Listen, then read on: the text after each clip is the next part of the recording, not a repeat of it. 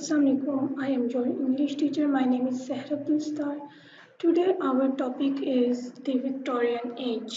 Victorian age is 1832 to 1900. Okay आज हम start करते हैं अपना फर्स्ट लेक्चर। इसमें हम विक्टोरियन एज के बारे में बात करेंगे, जिसमें बहुत से नॉवेल्स हैं, नॉवलिस्ट्स हैं, बहुत से पोइटिस्ट्स हैं और उनका विक्टोरियन एज के अकॉर्डिंग उन्होंने क्या क्या वर्क किया, किस तरह उन्होंने वर्क को कंटिन्यू किया, किस एजेस में किया और किस सेंस में किया, तो वो हम आज बताएंगे। विक्टोरियन फर्स्ट लेक्चर जो हमारा स्टार्ट हो रहा है ये है the Victorian age is so long and complicated and great writers who flourished in it are so many. यानी कि विक्टोरियन एज जो सा है ये काफ़ी लॉन्ग एज है, ये इसमें कम्प्लीट है, ये ग्रेट राइटर्स ने फ्लोरिश्ड किया है। विक्टोरियन एज इसको 2 पार्ट्स में डिवाइड किया गया है। First part is early Victorian period और second part is later Victorian period.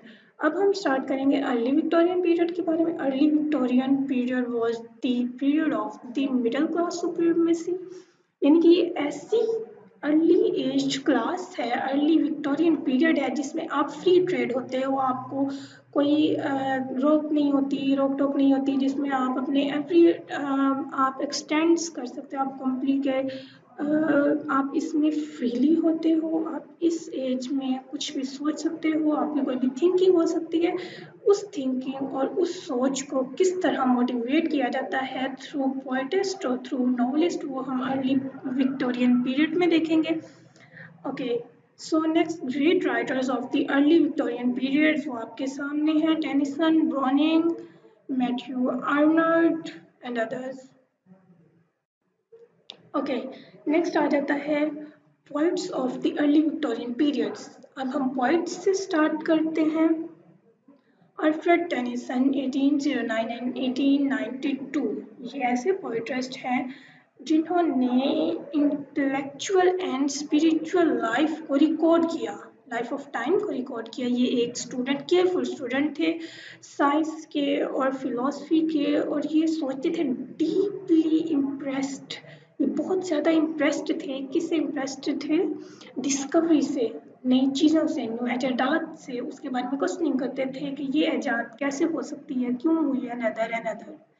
Okay, next our lecture is best work of Tennyson. Tennyson के जो वर्क्स हैं वो आपके सामने हैं, आप इसे राइट डाउन करें स्टूडेंट्स। इसमें आ जाता है the princess, break and break tears, the lords letters.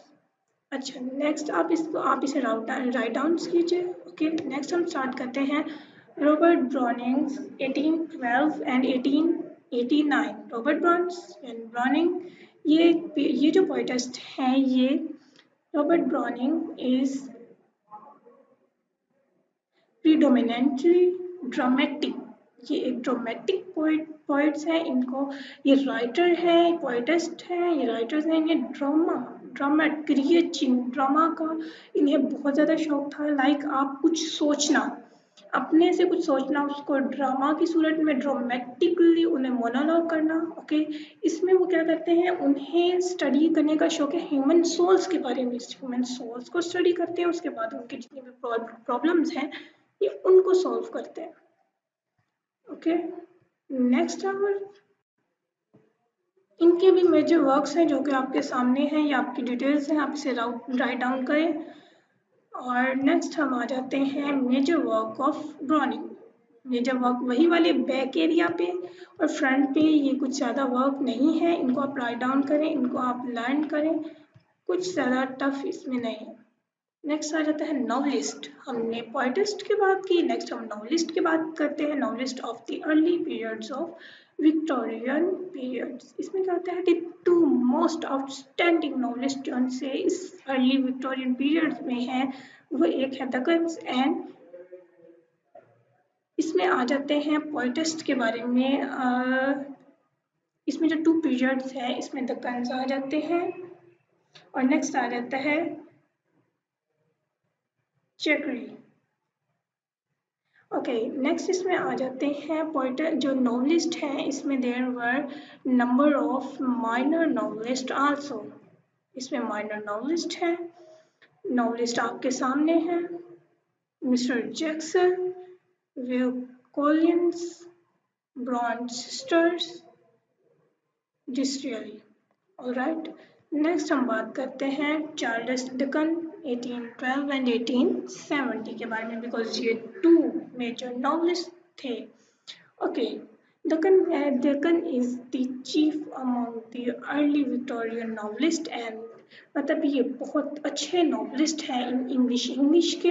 Right, the novels which during the romantic periods had passed, इनको रोमांटिक्स का, इनको रोमांटिक ड्रामेटिक, इनको रोमांटिक थिंकिंग का, ये बहुत आप यहाँ पे देख सकते हैं ऑफ एडवेंचर्स थिंकिंग्स, ये सोचते थे रोमांटिक्स के बारे में, एडवेंचर्स का शौक था। और इनकी feelings, literature of the feelings, लगन to the literature of the feelings, यानी कि ये रोमांटिकली पीरियड्स के बारे में सोचते थे, एडवेंचर्स का शौक था और इनकी लिटरेचर फीलिंग्स भी थी। नेक्स्ट, इसी के बारे में नेक्स्ट आपको बताया जा रहा है, ये बहुत इनकी जो फीलिंग्स थी, ऑफ्टन लेड दगन इज टू सेंटिमेंटलिस्ट, मतलब आप देख सकते हैं कि जब आप रोमांटिक फीलिंग्स के अंदर इंक्लूड होते हैं तो खुद ही आप सेंटिमेंटल्स हो जाते हैं, सेंटिमेंट्स में चले जाते हैं, तो फिर आप उस सेंटिमेंट्स को रिटन फॉर्म में या फिर आप एज अ पोएटिस्ट उसको, उन फीलिंग्स को, उन थॉट्स को आप राइट करते हैं और पीपल्स तक पहुंचाते हैं। नेक्स्ट आ जाता है आपका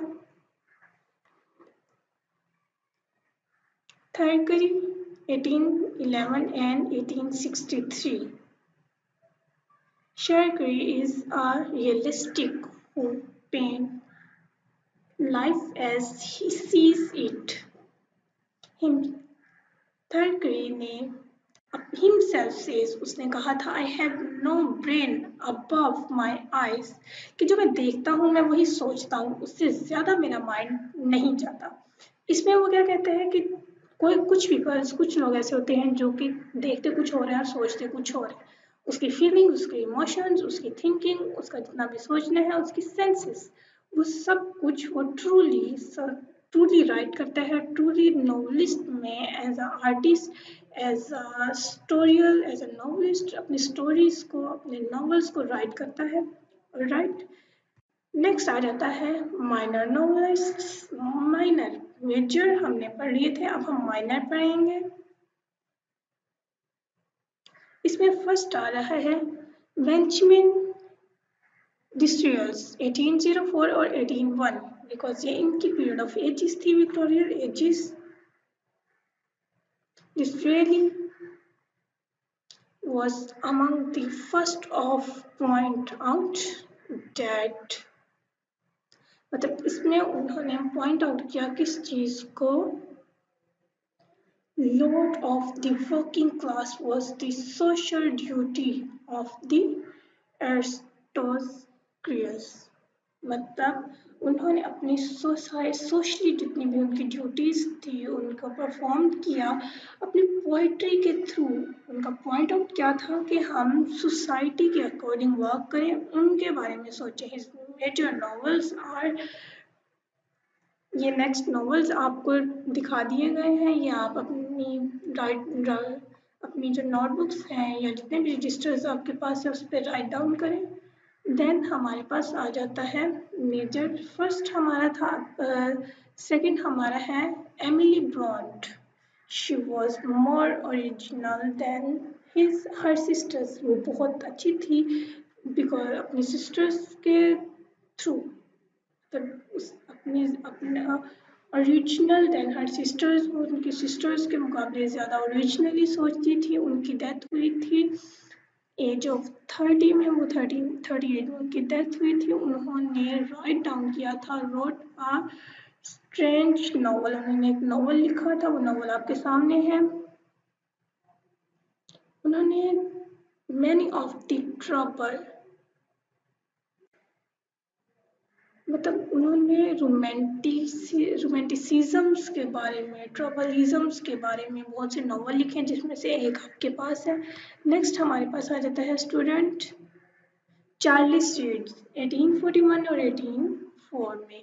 इन्होंने Reade wrote novels social purpose पे इन्होंने नॉवेल्स लिखे थे। It is never too late to mend 1853 is the picture of the horror of the person life. Put yourself in his place. मतलब उन्होंने एक जो स्टोरी थी, जो एक पिक्चर थी, वो हॉरर पिक्चर के थ्रू जो उन्होंने एक पिक्चर थी वो उनकी लाइफ में प्रिसन लाइफ उनकी हुई थी। ओके, इसमें उन्होंने डायरेक्टेड अगेन ट्रेड यूनियंस, उन्होंने डायरेक्ट की थी। उनको हॉरर पिक्चर्स का शौक था, वो हॉरर पिक्चर्स में और हॉरर नॉवेल्स में वर्क करते थे और हॉरर नॉवेल्स ही राइट करते थे। देन आपका आ जाता है एंथनी ट्रॉफ 1824 और 1889। He wrote number of novels. इन्होंने बहुत से novels लिखे in which he presented real life without distorting and मतलब यहाँ पे वो बता रहे हैं कि बिना किसी थॉट के, बिना किसी ड्रामेटिक फीलिंग्स के उन्होंने एक रियल लाइफ के बारे में रियल थॉट करते हैं, रियल जो देखते हैं वही आप लिखते हो। एक पॉइंट के बारे में भी आपने यही अभी मेरे ही वॉइस में, मेरी ही इस वीडियो में आपने देखा होगा कि मैंने आपको पीछे एक पोएटिस्ट के बारे में बताया था, जो कि ड्रामेटिकली नहीं बल्कि रियल लाइफ के बारे में प्रेजेंट करता था, उसके बारे में राइट डाउन करता था। तो वही चीज़ यहाँ पे है कि एंथी ट्रॉफ ये किस चीज़ के बारे में राइट डाउन करते हैं, ये इनके नॉवलिस्ट, इनकी पोएटिस्ट किस चीज़ के बारे में होती है, ये होती है रियल लाइफ के बारे में। और इनका नेक्स्ट नॉवेल्स भी आपके पास है, वो आप इसे राइट डाउन कर सकते हैं। Thanks for watching. आपको कोई भी क्वेश्चन हो तो आप डिस्क्रिप्शन में आंसर कर सकते हैं। क्वेश्चन कीजिए, आंसर बताइए, हमें जिस तरह कोई इशू है आप उसको हम इसे रिजॉल्व करेंगे। सब्सक्राइब आवर चैनल ताकि आपको आपकी जितनी भी नीड्स हैं अकॉर्डिंग टू एजुकेशन वो फुलफिल हो सके। And thanks for watching.